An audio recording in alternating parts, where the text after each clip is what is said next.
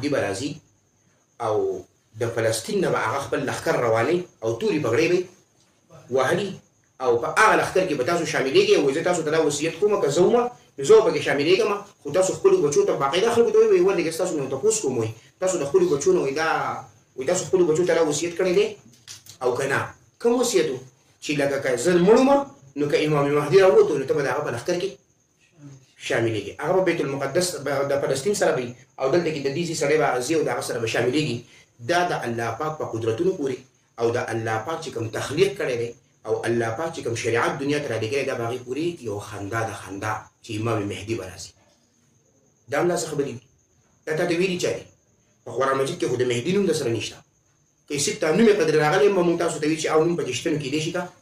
راشي چې یو بحث الله پاک نه یې رالیږلی دی یوې خبرې دلیل الله پاک نه یې رالیږلی او الله پاک دومره خفه کېږي دقه ته شرک ویلی دی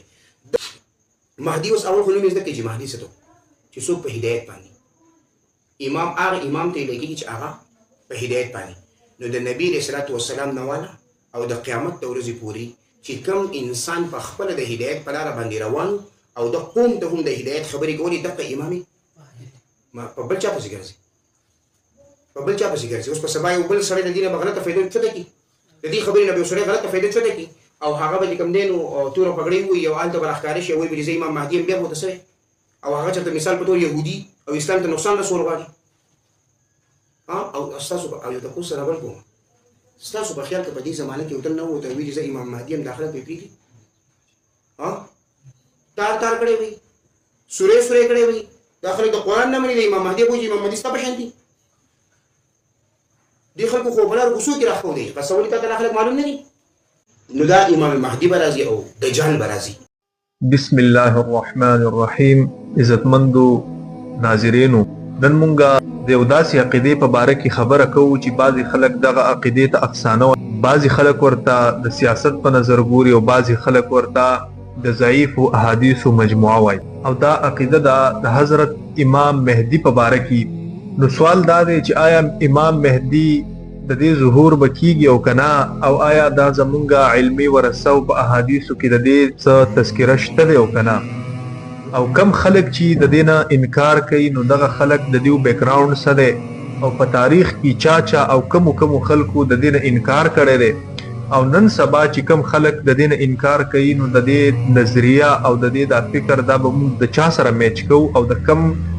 نظریه خلک به موږ دا حسابو نو په دې باندې مختصرا یو څو خبرې کوو اول خدا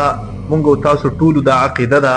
او موږ د علماو نه بار دا خبره اورو چې امام مهدي به راځي بعضې خلک په هغې باندې اعتراض کوي چې دا خو افسانه ده او دا خو ضعیف احادیث دي د دې څه ثبوت نشته او کم سړی چې دا د نیکۍ طرف ته خلک رابلي او نیک او صالحه بادشاه وي نو دا به هم امام مهدي وي او داسې مخصوص څوک به نه راځي چې هغه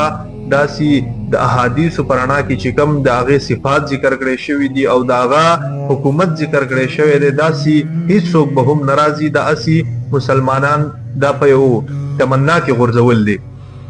نو د احادیثو نه د حضرت امام مهدي ظهور دا په صحیح احادیثو سره دغه شانتي په حسن روایاتو سره دا موجود دی او علماو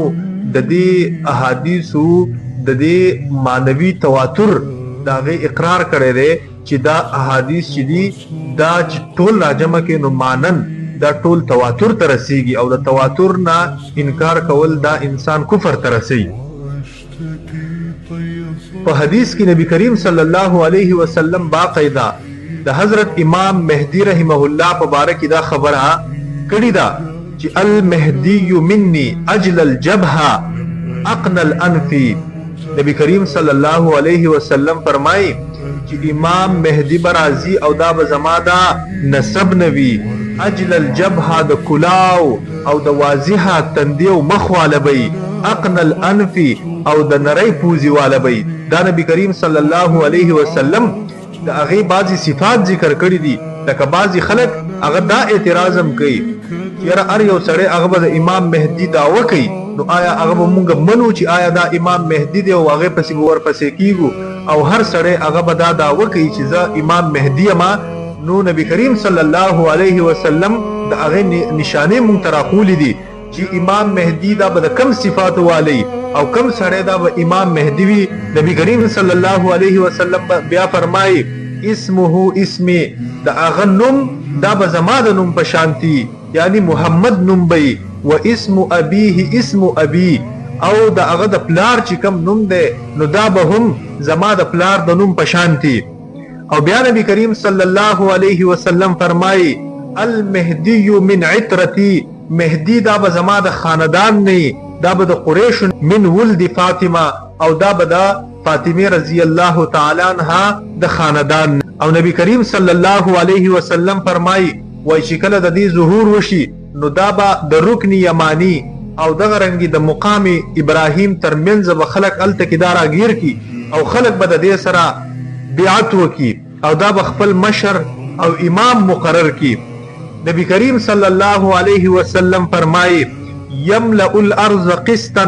دا زمکا دا به د انصاف نډک کی وعدلا او دغه رنګي د عدل نه بډک کی کما ملئت ظلما وجورا لکه څنګه چې د دینه مخ کی د ازمکا دا د ظلم او د جور نه ډک شوی د ناانصافۍ او د دشمنۍ او د نفرت نه ډک شوی.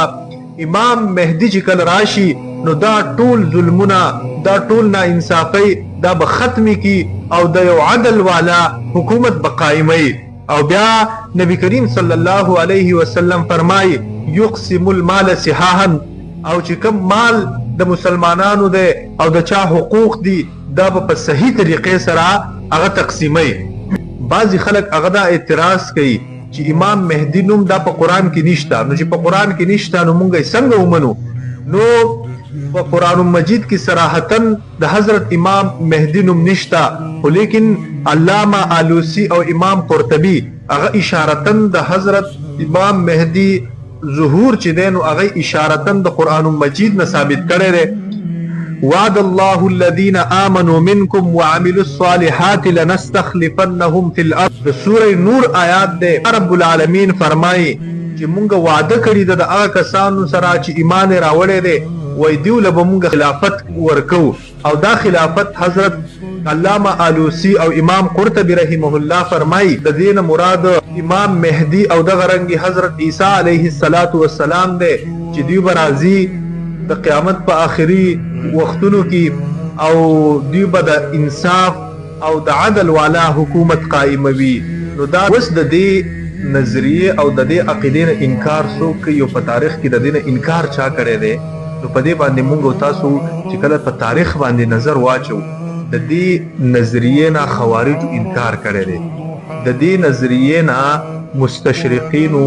ګولزهر او جوزف شاخ داسې خلک دی ویلي دي چې دا یو افسانه ده د دې څه حقیقت نشته او د امام مهدی ظهور دا ممکن نه دی او دا اسی خلکو ته افسانه اورول دي.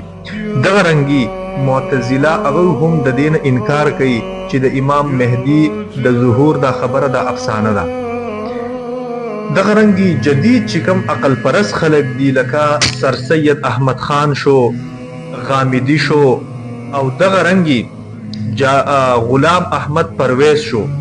دی خلکو هم د حضرت امام مهدی د ظهور نه انکار کړی دی. نو دا خلک چې نو دا اصل کې د دیو مقصد د دې انکار نه د حضرت نبی کریم صلی الله علیه وسلم دا دومره احادیث او زموږ د علمي ورثه په دې باندې انکار کوي او دا نه مني. نو چې دا خلک زمون په علمي ورثه باندې او د نبی کریم صلی الله علیه وسلم په احادیث باندې انکار کوي او حجت نه مني نو نن سبا زمون مسلمانان رونو ته دغه رنګي خاص کر نوجوانانو په خدمت کې دا عرض دی چې تاسو خپل ایمانونه د یوټیوب په یو ویډیو باندې کې دا دوی د ځان نه جوړي او د مسلمانانو د گمراه کولو لپاره دغه رنګي د نوجوانانو کې او د مسلمانانو په معاشره کې د وایلیشن د خورولو لپاره داسې نظریات پیش کوي او مسلمانان دا د خپل دین نه لري کوي.